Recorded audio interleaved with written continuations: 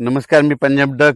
आज आहे 24 जुलै 2026 आणि आजपासून परत महाराष्ट्रामध्ये अंदाज देणार आहे. तर काल नाशिककडे खूप अतिवृष्टी झाली, मुसळधार पाऊस झाला, गुजरातकडे झाला, सुरतकडे झाला, मुंबई झाला. तर आज काय परिस्थिती राहणार? तर आज देखील नाशिककडं म्हणजे त्र्यंबकेश्वर म्हणजे त्या पट्ट्यामध्ये म्हणजे उत्तर महाराष्ट्राकडे आज देखील जोराचा पाऊस पडणार आहे म्हणून हा अंदाज लक्षात यायचा.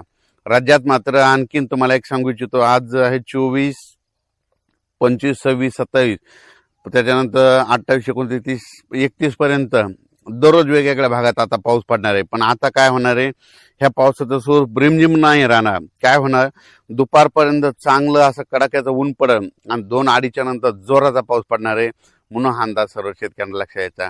राज्यात सांगायचं झालं तर पूर्व विदर्भ, पश्चिम विदर्भ, दक्षिण महाराष्ट्र, उत्तर महाराष्ट्र, कोकणपट्टी, खानदेश, मराठवाडा सगळीकडे आणखीन जवळपासनं 5 ऑगस्ट पर्यंत म्हणजे आज 24 पासून 5 ऑगस्ट पर्यंत दररोज वेगवेगळ्या भागात विखुरलेल्या स्वरूपाचा पाऊस चालूच राहणार आहे म्हणून हा अंदाज लक्षात यायचा.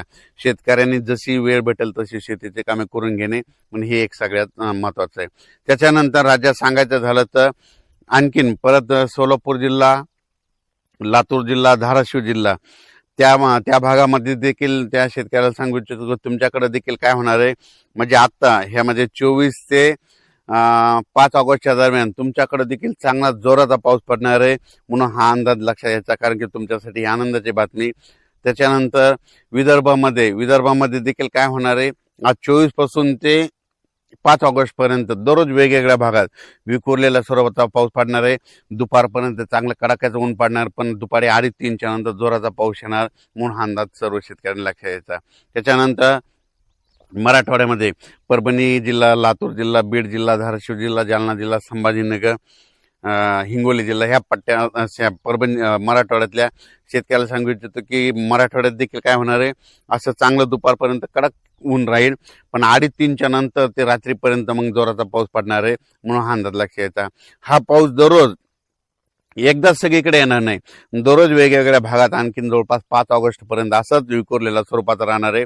पण जे आता एवढा मोठा म्हणजे मुसळधार इतका जोराचा पाऊस नसणार आहे, फक्त हे अर्ध्या घंट्याचा 22 मिनिटाचा हे पाऊस पडणार आहे म्हणून हा अंदाज शेतकऱ्यांना लक्षात यायचा. तर आता जास्त पाऊस कुठं पडणार आहे तर तुम्हाला एक सांगू इच्छितो, जास्त पाऊस सांगायचं झालं तर म्हणजे कोकणपट्टीपासून ते पालघर म्हणजे रत्नागिरी पासून ते पालघर पर्यंत तिकडे मात्र पावसाचा जोर असाच कायम राहणार आहे 31 ऑगस्ट पर्यंत, 31 जुलैपर्यंत म्हणून हे अंदाज लक्षात यायचा. म्हणजे रत्नागिरी, पुणे ते कोकणपट्टी घाटमाता ते पाऊस चालू राहणार आहे. त्याच्यानंतर वरती इकडं नाशिक, त्र्यंबकेश्वर, त्याच्यानंतर नंदुरबार जिल्हा विशेष म्हणजे तिकडे आतापर्यंत पाऊस कमी पडलेला आहे, पण त्याच्यामध्ये आता ह्या 5 दिवसामध्ये नंदुरबार जिल्हा, धुळे जिल्हा, जळगाव जामोद घाटाच्या खाली, बुलढाणा इकडं, अचलपूर, त्याच्यानंतर अमरावती, मोर्शी ह्या पट्ट्यामध्ये काय होणार आहे, परत एकदा ह्या म्हणजे 24 पासून ते 5 ऑगस्टच्या दरम्यान काही ठिकाणी मुसळधार पाऊस पडणार आहे म्हणून हा अंदाज लक्षात घ्यायचा. त्याच्यानंतर इकडे तेलंगणात देखील चांगला आहे, आणखीन 5 ऑगस्ट पर्यंत चांगला पाऊस राहणार आहे. तेलंगणातल्या शेतकऱ्यांना अंदाज लक्षात यायचा. कर्नाटकमध्ये देखील तशीच परिस्थिती राहणार आहे म्हणून हे लक्षात यायचं. गुजरातमध्ये मात्र सुरत असो, अहमदाबाद असो तिकडं मात्र अतिवृष्टी होणार आहे म्हणून हा अंदाज गुजरातच्या शेतकऱ्यांनी घ्यायचा. गुजरातकडं मध्य प्रदेश म्हणजे इंदोर, खंडवा, त्या बुरामपूर ह्या पट्ट्यामध्ये काय होणार, तिकडं अतिमुसळधार पाऊस पडणार आहे. त्याच्यामुळे काय होणार आहे, मग त्याच्या बाजूला मराठवाडा लगत आहे, सीमा लगत आहे, मग त्याच्यामुळं मराठवाड्यामध्ये त्याच्या महाराष्ट्र लगत आहे.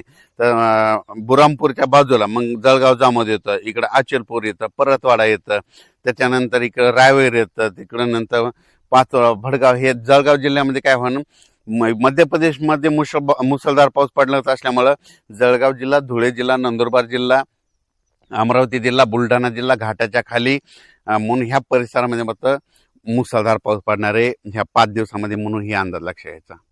त्याच्यानंतर नागपूर, भंडारा, गोंदिया, चंद्रपूर, यवतमाळ, वाशिम, हिंगोली, नांदेड ह्या परिसरामध्ये देखील त्या शेतकऱ्याला सांगू इच्छितो की आता म्हणजे 24 तारखेपासून ते 5 ऑगस्ट पर्यंत दररोज 1 दिवस आड तिकडे देखील असाच पाऊस चालू राहणार आहे, एकदम पाऊस बंद होणार नाही म्हणून हा अंदाज शेतकऱ्यांनी लक्षात यायचा. आणखीन जर खूप मोठा पावसाचा जर अंदाज सांगायचा झाला तर आणखीन ऑगस्टच्या मात्र 10 ऑगस्ट ते 15 ऑगस्ट ते 30 ऑगस्टच्या दरम्यान पुन्हा एकदा असा जोराचा पाऊस महाराष्ट्रामध्ये येणार आहे. त्याची तारीख आपण नंतर देऊ. ते कोणत्या भागात राहणार आहे ती देखील डिटेल देण्यात येईल. पण 15 ऑगस्ट ते 30 ऑगस्टच्या दरम्यान परत एकदा राज्यात अतिवृष्टीचा एक पाऊस, पुन्हा एक चक्र लो प्रेशर आहे, चक्रीवादळ येणार आहे, त्याचा मी अंदाज देणार आहे. बऱ्याच माध्यमातून एक चर्चा भेटते की ऑगस्टमध्ये खंड पडेल. तर शेतकऱ्याला सांगू इच्छितो खंड वगैरे काय पडणार नाही, दुष्काळ वगैरे पडणार नाही. तुम्ही पाहू शकता यावर्षीचं पिकं कसे आलेले आहेत. तर यावर्षी म्हणलं ज्या वर्षी पाऊस कमी पडतो त्या वर्षी पिकं चांगले येते, दुष्काळ वगैरे काही पडणार नाही. ऑगस्टमध्ये देखील तुम्हाला सांगतो 2 असे मोठे पाऊस येणार आहे. जसं आता मुंबईकडे पडला, गुजरातकडे पडला, तसेच आणखीन ऑगस्टमध्ये देखील 2 पाऊस येणार आहे. पण ते आता जागा चेंज करणार आहे. आता मुंबईकडे झाला, आता त्याची जागा चेंज राहणार आहे. त्याचा अंदाज पुढच्या अंदाजामध्ये दिला जाईल, म्हणून हे देखील लक्षात यायचं. तसेच आपण म्हटलं होतं ना उत्तर महाराष्ट्राकडे खूप पाऊस पडेल, भंडारदरा त्याच्यानंतर निळवंडे हे सगळे जवळपास सगळे वरचे धरणं भरलेत. आता त्याचं पाणी आता तुम्हाला सांगतो गोदावरी नदीकडे येईल. तर गोदावरीच्या गोदावरी नदीकाठचे जे आपले पाळीव प्राणी पशुधन आहे, ज्यांच्या मोटरी असतात, तर तुम्ही आजच्या आज काढून घ्या. कारण की जवळपास नांदूर मधनेश्वर मधून 29,000 पाणी येईल. त्याच्यानंतर दुसऱ्या भंडारदरातून पाणी सुटलेलं आहे, मुळातून बऱ्याच, आणि गोदावरीला नाशिकहून देखील पूर आलेला आहे. जवळपास 65,000 पाणी येत असेल. तुम्हाला सांगतो 10,000 TMC जर गोदावरीत पाणी आलं तर जायकवाडीचं 1 TMC पाणी वाढतं एका दिवसाला. तर हे जवळपास 50-60,000 फ्लो येत आहे. म्हणजे एका दिवसाला 6 TMC वाढणार आहे. म्हणजे जायकवाडी धरण मराठवाड्यातल्या नांदेड जिल्हा, जालना जिल्हा शेतकऱ्यासाठी आनंदाची बातमी. बीड जिल्ह्यासाठी जायकवाडीमध्ये तुम्हाला सांगतो एका दिवसाला 6 TMC. माझा अंदाज आहे ह्या पावसामध्ये जवळपास जायकवाडी 42% जाण्याची शक्यता आहे, म्हणून हे अंदाज लक्षात येतात. कारण की तिकडून पाणी येत असल्यामुळं ही शेतकऱ्यासाठी आनंदाची बातमी. जायकवाडीच्या लाभधारक शेतकऱ्यांना सांगतो घाबरू नका. आणखीन ऑगस्टमध्ये 2 पाऊस मोठे पडणार आहे. सप्टेंबर ऑक्टोबरमध्ये परतीत आता पाऊस धुमाकूळच घालणार आहे, म्हणून हे अंदाज शेतकऱ्यांनी लक्षात घ्यायचा. सध्या जी आता पाऊस चालू आहे तर तुम्हाला सांगतो सोलापूर जिल्हा, लातूर जिल्हा आणि धाराशिव जिल्हा, बीड जिल्हा थोडंफार काही भागात कमी आहे, कडाष्टीकडे. त्या शेतकऱ्याला सांगू इच्छितो तुमच्याकडे देखील आज 24